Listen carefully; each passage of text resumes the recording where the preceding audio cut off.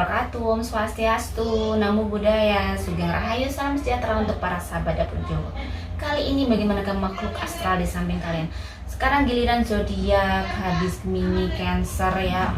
Leo. Bagaimana Leo? Oke. Bagaimanakah makhluk astral di samping kalian? Ini untuk zodiak Leo. Leo. Oh ya, jadi saya ini dulu ya, kalian harus bijaksana melihat konten ini. Ini tidak untuk semua Leo. Tidak untuk semua Leo. Jadi saya adakan di sini itu sebenarnya untuk beberapa Leo. Saya yakin pasti ada beberapa Leo yang mungkin kalian merasa kalian tuh punya masalah, tetapi kalian tidak tahu apa yang harus kalian lakukan. Misalnya kalau memang kalian sudah melihat konten ini, kalian memang ingin lebih tahu, lebih baik kalian personal reading ya. Ada yang 1 jam, ada yang 1 jam pakai garis tangan, itu 333.000. 1 jam aja kalian bisa kayak ngobrol dengan saya, video call itu 250.000. Dan 3 pertanyaan dengan tarot reading 100.000. Jadi saya sudah tidak melayani free reading ya, karena maaf, karena waktu saya sudah banyak harus terbagi, jadi saya tidak melayani free reading ya. Kali ini bagaimanakah zodiak Leo, makhluk astral di samping kalian zodiak Leo ya.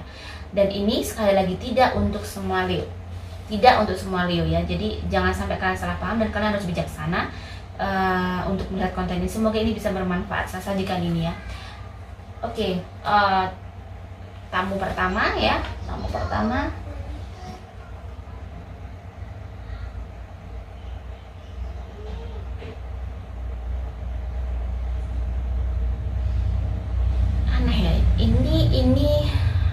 Ini tamu pertama ini bener-bener untuk Leo. Ini ada apa ya, seperti kenapa ya Kunti selalu datang. Tadi di Cancer juga datang, ini Kunti juga datang. Katanya ini Kunti yang beberapa Leo ngikutin cowok, ngikutin beberapa cowok juga cewek, kebanyak cowok Leo katanya. Kenapa? Ada beberapa cowok Leo yang diikutin, so hati-hati. Kalau kalian memang sulit punya pacar itu bisa jadi karena kerjaan si Kunti ini. Karena Kunti ini bisa juga cemburu loh, bisa naksir juga loh sama bangsa manusia. Jadi kalau kalian diikutin terus, jangan suka, jangan terlalu gembira. Kalian nanti sulit cari pacar, sulit cari jodoh. Kalau kerjaan kayaknya nggak masalah. Kalau untuk si cowok, kalau si cewek mungkin itu tadi akhirnya kecemburuannya tuh gini, jangan sampai si cewek ini punya pacar juga. Jadi ini ada beberapa Leo juga seperti itu. Ada yang kerja di pabrik, katanya kerja di pabrik. Leo yang kerja di kantoran, ini orang Indonesia, ada Malaysia, ada yang di Batam, Kalimantan, kayaknya di Indonesia ada berapa ada, terus Australia ada, Singapura juga ada, laki-laki dan perempuan. Jadi hati-hati, mungkin kalian terkadang pikiran kalian kacau, kalian tiba-tiba kayak marah gitu ya sama hidup kalian. Sometimes kadang di tengah malam kalian kayak marah gitu. Itu hati-hati, hidupku begini, hidupku tiba-tiba kayak kalian tuh kayak menggerutu dengan hidup kalian. So itu biasanya ada setan yang bisikin kalian, akhirnya kalian menjadi seseorang yang akhirnya seperti itu. Sering banyak mengeluh, kenapa ya aku udah gini kok pacar suruh cari pacar, kayaknya iya mau pacaran nih, tiba-tiba kayak ada aja yang bikin putus gitu ya, kayak atau ada aja yang bikin kalian gak jadi gitu. Jadi di sini mungkin kalian harus bisa, beberapa Leo mungkin yang merasakan seperti ini. Kalau Kunti itu mudah banget. Kalau kalian agama Islam, mau tidur baca kursi, mau tidur harus tempat tidur bersih, mau tidur kalian harus ganti pakai baju, jangan pakai baju yang bau ya, biar Kunti ini nggak suka mepet kalian. Tempat yang bersih itu akan memberikan energi positif kepada tempat kalian ya. Baju bersih juga akan memberikan energi yang bagus. Jadi Kunti itu kan energi negatifnya tinggi. Kenapa? Karena Kunti adalah bangsa jin yang ibaratnya terlaknat di sana ya, terlaknat. Bangsa jin yang kafir lah, bangsa jin yang balelo. Dia termasuk bangsa jin yang berani sama orang tuanya ya, akhirnya dia jadi seperti itu. Bangsa jin yang selingkuh, bangsa jin yang dulu suka menggugurkan. Jadi kuntilanak itu adalah bangsa jin yang seperti itu, akhirnya dia menjadi kuntilanak. Wajahnya seperti itu. Itu adalah prototipe dari beberapa bangsa jin yang durhaka. tidak setia, suka menggugurkan, free sex di bangsa jin sana ya. Karena bangsa jin yang beriman, sekali lagi tuh yang mereka juga ibadah, itu mereka tahu banget kode etik. Mereka tidak akan masuk ke dunia manusia walaupun hidup kita tumpang tindih. Jadi ada kode etik juga. Sudah sibuk mikir kayak kita tuh udah serius dengan hidup kita, kerja, pengen sukses, fokus nih, udah nggak bingung mikirin hidup orang lain seperti itu. Nah, seperti bangsa jin juga pengen sukses. Suksesnya gimana? Sama seperti kita, mereka punya benda, punya kehidupan yang lebih mewah, bagus, sama-sama dengan kita. Mereka juga jualan, mereka juga bekerja, sama. Cuman kalau tahu kode etik, mereka nggak akan sibuk ngurusin si manusia. Nah, kalau yang tidak punya kode etik seperti kuntilanak, genderuwo, dan jin-jin yang lainnya itu karena mereka termasuk bangsa jin yang itu tadi durhaka, yang punya nggak beres. Mungkin sebagian orang mengatakan orang meninggal itu jadi hantu. Ada memang beberapa jadi hantu, tetapi saya yakin orang meninggal tidak akan menjadi kuntilanak seperti itu ya. Orang meninggal pasti tetap badannya tetap seperti manusia, kecuali orang dulu yang dia memang termasuk menjadi aliran sekte yang ikut kayak ada ritual setan. Bisa memang pada saat meninggal dia akhirnya dulu manusia akhirnya menjadi iblis, bisa karena dia dulu mungkin menyembah setan, misalnya pesugihan, atau dia punya ilmu-ilmu yang belum bertobat, dia akhirnya punya ilmu kegebalan atau ilmu pengasihan yang terlalu bertahun-tahun, dia benar-benar penganut seperti itu. Apa-apa dia itu kayak ritual, apa-apa ritual itu biasanya bisa menjadi wajah serem kalau meninggal ya. Itu setahu saya. Kalau kalian berpendapat lain, monggo ya, karena memang seperti ini tidak bisa kita ini yang saya tahu, saya bagikan. Mungkin ada yang sependapat dengan saya, silahkan. Ada yang tidak sependapat, mungkin kalian punya pemahaman lain, monggo silahkan. Karena memang saya yakin manusia itu diberi perspektif berbeda-beda oleh Tuhan ya, dan kita tidak bisa ngejudge ini salah, ini tidak bisa, karena penglihatan juga, mata batin juga akan berbeda-beda penglihatannya. Ada yang sama, ada yang pada saat aku lihat kunti, dirimu lihat pocong, ini bisa.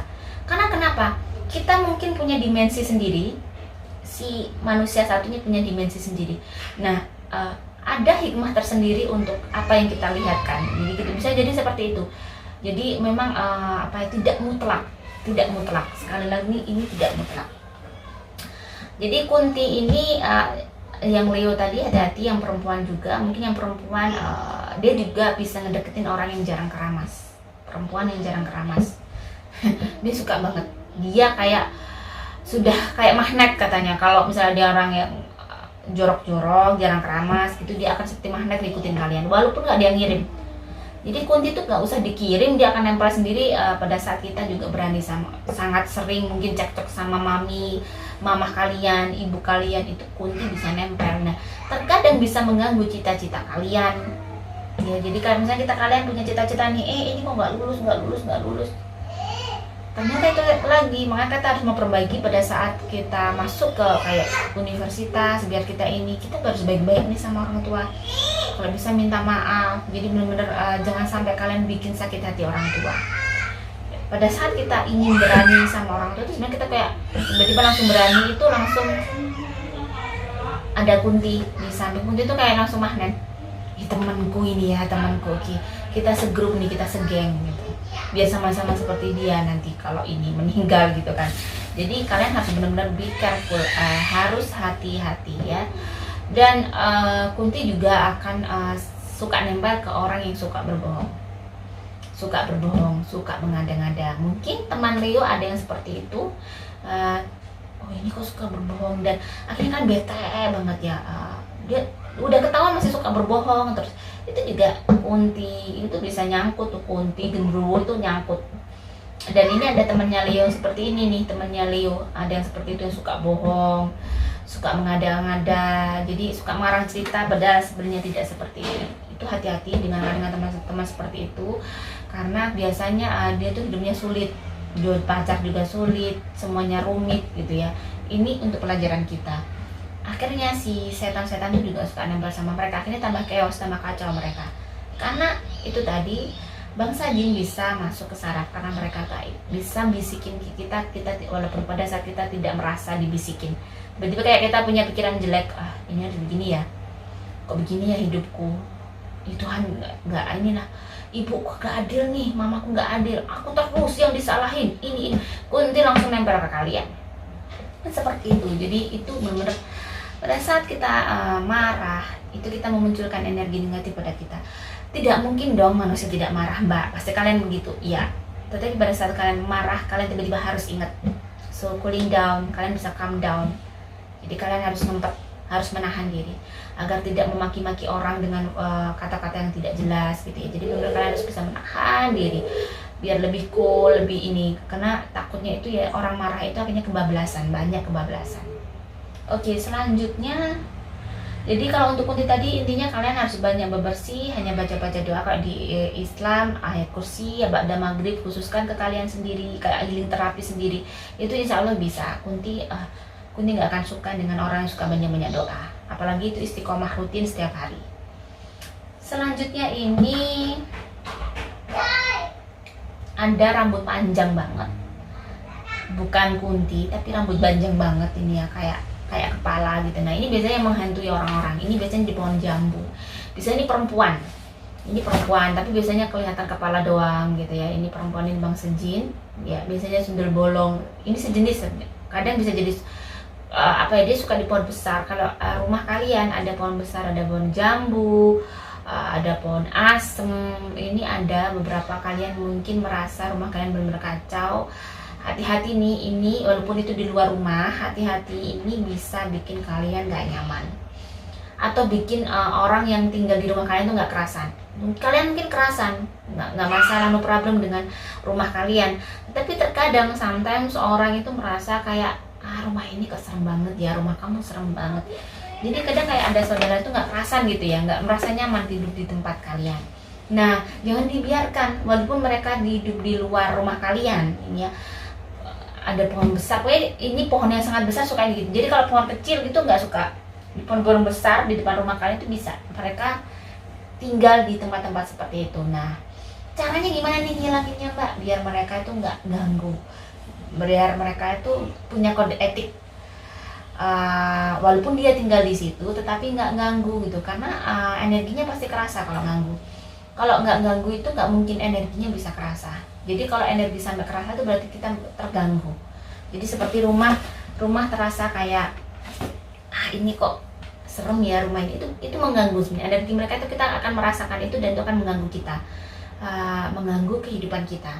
Jadi lebih baik tanahnya diambil. Ini misalnya Islam atau Buddha mungkin baca mantra, Islam dihir, kalau di Buddha baca mantra, mungkin di Kristen ada juga bacaan dipegang, bacain setiap ba'da maghrib, bacain setiap malam, ba'da maghrib ditanam. Karena apa? Ba'da maghrib itu paginya mereka. Jadi pada saat mereka muncul tiba-tiba kayak nongol, memperlihatkan wajah mereka di depan rumah kalian, akhirnya orang tuh takut ke rumah kalian. Bacakan aja biar mereka tuh tahu diri bahwa dia punya alam sendiri, punya tempat sendiri, biar nggak ganggu. Atau dia pergi dari tempat itu, ada tempat lain, masih banyak tempat lain, ditanam lagi. Jadi setiap hari lakukan sampai 40 hari. Ambil lagi tanah kecil segenggam, bacain, tanam lagi jam pas ba'da maghrib. Setiap hari lakukan seperti itu, insya Allah energi negatif yang ada di pohon itu bisa hilang. Jadi caranya itu sebenarnya mudah, easy. Yang penting kita tuh kayak mau ribet aja. Kadang orang tuh kayak nggak mau doain rumahnya itu karena mungkin sudah capek, sudah banyak yang dipikir ya. Jadi kadang mau doain itu udah lelah. Jadi ini biasanya bikin rumah kalian kayak serem, kayak nggak bikin orang tuh kerasan. Kalau ada anak bayi di rumah kalian tuh nangis tiba-tiba nggak jelas, itu biasanya seperti ini. Hati-hati, beberapa liu yang punya rumah depannya ada pohon besar, ini hati-hati ada sih sundel bolong atau apa ini, tapi memang dia modelnya seperti sundel bolong, rambut panjang gitu. Terus kadang dia memperlihatkan belakangnya lubang katanya, atau kadang dia sebenarnya ini bangsa jin ya. ini ada sundel bolongnya juga ada, yang itu tadi perempuan yang pakai baju putih-putih selalu itu bahasa sama suaminya keliatin tuh bisa tengah malam pada saat ada orang lewat depan rumahmu kelihatan oh dikirain orang tuamu atau dikirain siapa, biasanya seperti itu. Nah itu takutnya kalau nggak kalian bersihkan jadi fitnah, karena saya pernah mengalami seperti itu waktu saya masih kecil. Kami tinggal di rumah dinas di puskesmas ya, bapak saya karena pegawai puskesmas. Di depan rumah itu ada pohon jambu besar banget, besar banget. Setiap tengah malam si tetangga bilang, kok Bu Bagio sama Pak Bagio, ini orang tua saya kan namanya Bapak Subagio, kok sering keluar ya setiap tengah malam pakai baju putih-putih. Bayangin kalau orang mikir sampai macam-macam ngapain gitu, dikirakan kita bikin ritual apa, padahal itu bapak ibu saya nggak ngapa-ngapain, tidur ngorok di rumah. Di tengah malam tuh katanya keluar dari rumah kayak ya kayak mau pergi kemana, tapi kok kayaknya kayak baju putih-putih. Takutnya jadi fitnah gitu loh ya, jadi lebih baik. Dan itu ternyata juga ganggunya gini, bisa jadi kayak jadi kepala doang. Jadi pas sepupu saya tinggal di rumah itu, karena ibu mungkin agak takut rumahnya emang gak serem, akhirnya semua keponakannya itu dibawa ke situ, padahal rumahnya sempit. Subuh itu bisa dikasih subuh itu bisa kayak goda juga, udah sudah subuh, udah mau adzan, itu dia sisiran panjang banget rambutnya, ternyata kepala doang. Jadi dia takutnya seperti itu. Kalau ada, dia biasanya menampakkan diri untuk orang lain, bukan penghuni di rumah itu ya, bangsa jin yang seperti ini. Saya juga nggak tahu namanya itu apa, saya nggak interview lebih lanjut tadi. Cuman dia yang modelnya tuh kayak seperti itu, sama suaminya keluar gitu berpasangan. Hati-hati, kalian be careful ya. Terus selanjutnya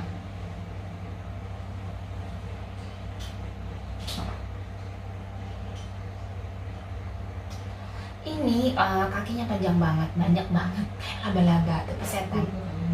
Hati-hati ya, ini memang bangsa itu jenisnya banyak banget ya. Ini rata-rata katanya ini sebenarnya kayak di bawah tanah, dia suka di gua, hantu jin gua, atau memang pernah dulu leluhurnya pernah bertapa di gua, akhirnya membawa barang sesuatu yang dia mungkin menjadi turun temurun sampai saat ini. Itu bisa jadi yang ikut dia, dan hawanya rumah itu akhirnya panas. Jadi kayak yang pemilik pusaka itu akhirnya gampang marah, gampang kacau, terus atau sulit meninggal pada saat sudah tua. Karena ini tidak ada beberapa kayaknya saudara Leo atau Leo sendiri ada diamanai seperti itu, barang-barang antik lah yang kayaknya dari luhur, merasa kalian tuh hawanya aneh dan merasa energi negatifnya sangat tinggi, dan kalian tidak comfort, tidak merasa nyaman, tidak merasa damai ada benda itu.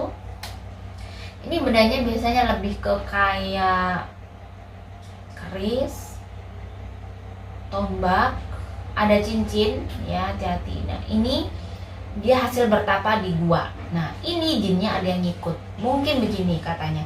Kalau dulu mungkin pas yang pegang tuh yang si pemilik asli yang dapat, karena mungkin tirakatnya bagus. Tirakat itu adalah yaitu tadi ya, berdoa terus menerus, dia istiqomah untuk ibadahnya bagus, menjadi orang yang benar-benar abid, ahli ibadah. Itu bisa bisa terhandle, nggak akan bisa itu dimasukin si itu. Tetapi pada saat mungkin si pemilik asli ini meninggal, akhirnya lah karena mungkin kalau bukan pemilik asli itu kan nggak begitu paham harus merawatnya bagaimana. Nah ini biasanya akhirnya harusnya mungkin ada ritual-ritual khusus yang mereka lakukan ke senjata ini atau ke warisan ini, atau didoain. Itu akhirnya masuklah energi negatif ke tempat yang seperti itu. Seperti saya, beberapa teman saya tuh ada yang keris-kerisnya yang mereka merasa tuh kayak nggak bagus, masih dititipin ke saya. Sampai saatnya mereka tuh ibadahnya udah bagus, energinya sudah bagus, bisa menghandle semuanya, baru mereka minta. Jadi saya tuh kalau seperti itu, saya setiap suro saya bersihkan ya, saya kasih minyak. Kenapa dikasih minyak? Secara ilmiahnya tuh begini, kalau dikasih minyak tuh biar nggak tayangan. Ibaratnya kalau senjata itu, kalau besi itu biar tidak itu tadi ya, tidak berkarat. Astagfirullahaladzim, sampai lupa bahasa Indonesianya. Biar tidak berkarat, jadi diminyakin biar tidak berkarat. Terus pada saat suro itu saya bacain Al-Fatihah. Suami saya biasanya mandiin keris-keris titipan dari teman-teman saya itu, dibacain Al-Fatihah. Ya saya baca tawasul ke Rasulullah, para sahabat bisa bacakan, semoga ini selalu dalam lindungan Tuhan dan tidak ada masuk energi-energi negatif yang bikin kacau di rumah ini, misalnya gitu, bikin kacau yang pemegangnya apa gitu. Akhirnya saya kasih tasbih satu-satu. Tasbih itu saya dikirim juga, saya doain, saya minta sama Tuhan. Gitu aja caranya setiap tahun. Jadi kalau kalian punya, semua agama kan pasti ada doa-doa. Jadi setiap satu surah tetap harus dimandiin, karena biar nggak, sebenarnya itu tadi nggak berkarat. Kasihan eman, kayak misalnya senjata-senjata kayak keris-keris itu tetap harus dirawat. Jadi ternyata alhamdulillah dengan saya dengan cara saya yang saya juga tidak tahu menau, sebisa saya seperti tadi baca sholawat, saya sholawat untuk keris-keris setiap surah. Ternyata alhamdulillah rumah saya tidak serem. Sampai yang bantu saya, asisten rumah tangga saya, baru tahu kalau saya punya keris 1 koper. Mbak ini kan bahaya gini-gini, ngeri gini lah. Saya bilang, saya balik, selama ikut saya bersihin kamar pernah nggak merinding-merinding atau yang sini berdiri? Nggak pernah. Ya sudah, berarti no problem, berarti nggak masalah, karena itu sebenarnya udah saya ini saya sudah saya doai lah ibaratnya gitu.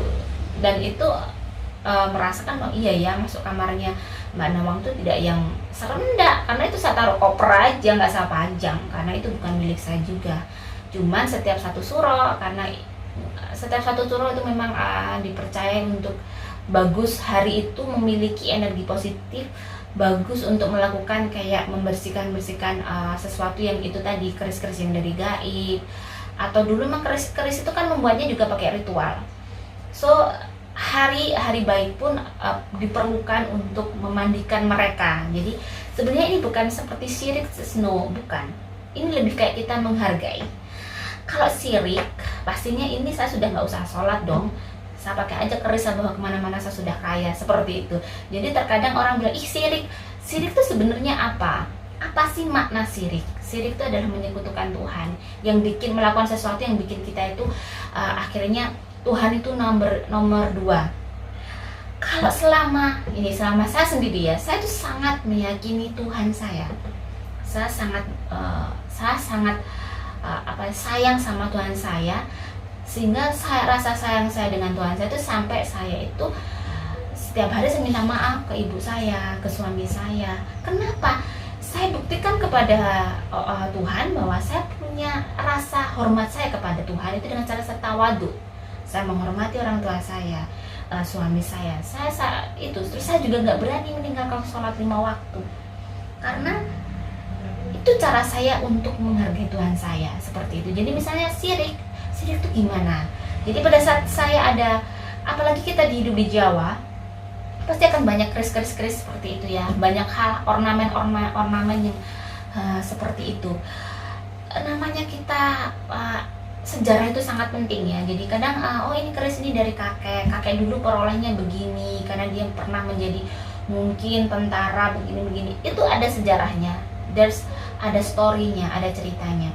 Jadi tidak tergantung bagaimana kita menyikapinya. Sebenarnya syirik itu bagaimana, tetap kita nggak apa-apa merawat keris, punya keris itu semua problem. Yang penting cuman hanya ini sejarahnya dulu begini, tidak untuk disembah-sembah, saya minta rezeki dari keris, no, tidak seperti itu sebenarnya. Terkadang makanya ini seperti saya pakai tarot ya, ini syirik, ini ngeramal, ini gitu kan.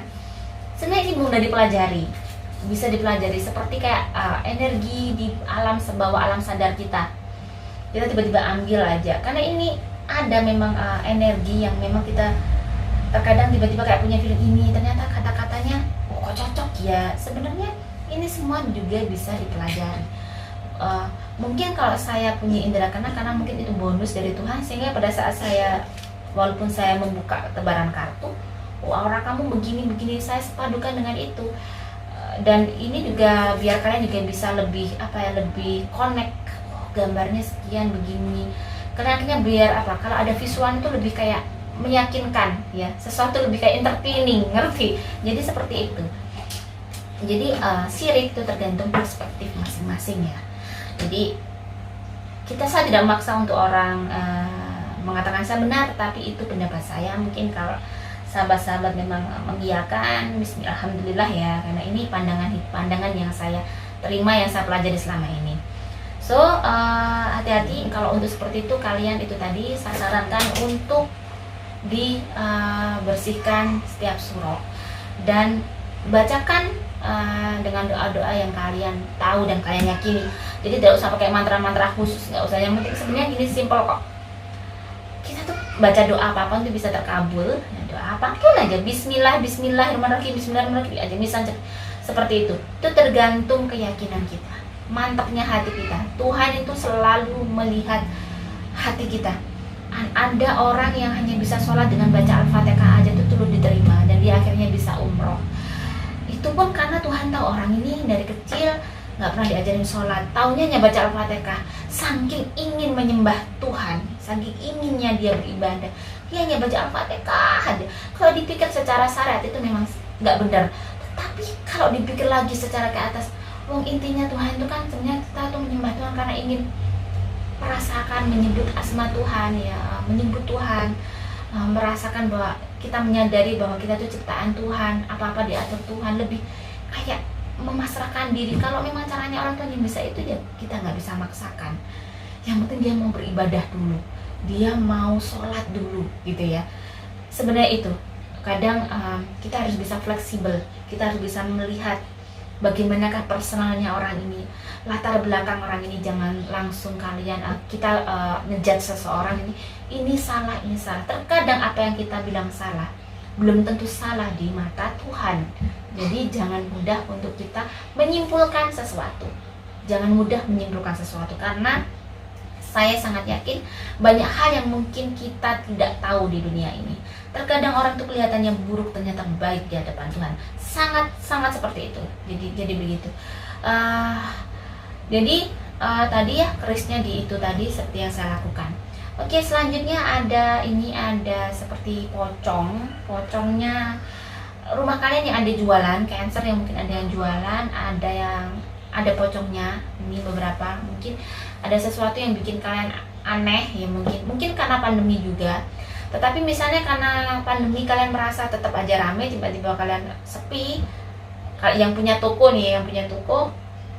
bisa jadi memang ada jinnya yang nangkring, atau bisa jadi ada penglarisan yang mungkin kalian tuh kayak kena penglarisan itu, bisa jadi seperti itu. Nah itu kalau pocong seperti mudah, bacakan aja doa setiap ba'da maghrib ya. Kalau di Islam mungkin ayat kursi atau bagaimana, dibacakan di air, siramkan ke toko kalian, ke warung kalian rutin setiap hari, setiap pagi.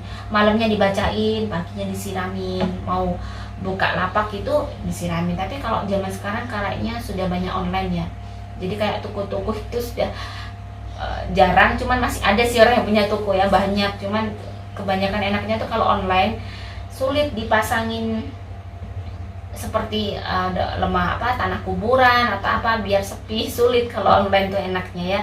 Zaman sekarang tuh lebih modern, alhamdulillahnya itu. Cuman mungkin kalau dibikin kacau, dikirim ke rumahnya mungkin bisa. Ini pocong ini simpel sebenarnya. Kalau kalian merasa ada sesuatu yang aneh, yang lain di toko kalian, di warung kalian ya, masakan kalian enak ternyata dibilang gak enak padahal, terus tiba-tiba keluar ulat. Memang ada pernah terjadi seperti itu ya. Pak Lik saya tuh baksonya baru tiba-tiba keluar ulat besoknya, itu aneh banget kalau itu. Nah itu bisa, itu dikirimin. Itu biasanya jenis-jenis diambil dari tanah kuburan, terus didoain, dikasih ritual, terus ditujukan ke lapak kita, ke toko kita atau ke warung kita. Itu bisanya yaitu langsung, kalau kalian terjadi sesuatu seperti itu, langsung tiap malam jangan tinggalkan sholat, jangan tinggalkan ibadah, langsung meditasi, fokuskan ke air ya, siramkan ke rumah kalian gitu, untuk tolak balaknya gitu. Oke, semoga bermanfaat ya untuk Leo. Jika saya ada salah kata, saya mohon maaf. Semoga ini bisa bermanfaat ya sekali lagi. Dan kalian kalau ingin lebih kalau untuk di komentar, kadang saya bisa balas, kadang tidak, karena memang banyak sekali ya komentar. Saya juga manusia, punya keterbatasan, jadi saya mohon maaf. Mungkin lebih baik kalian ke personal reading. Personal reading mungkin langsung ke, ada di deskripsi ya. Memang saya tidak melayani free reading. Sudah 3 pertanyaan ada 100.000. Untuk ngobrol dengan saya 1 jam 250.000. Bisa voice note, bisa telepon ya, nanti by appointment. Terus kalau pakai garis tangan 333.000. Terima kasih. Wassalamualaikum warahmatullahi wabarakatuh.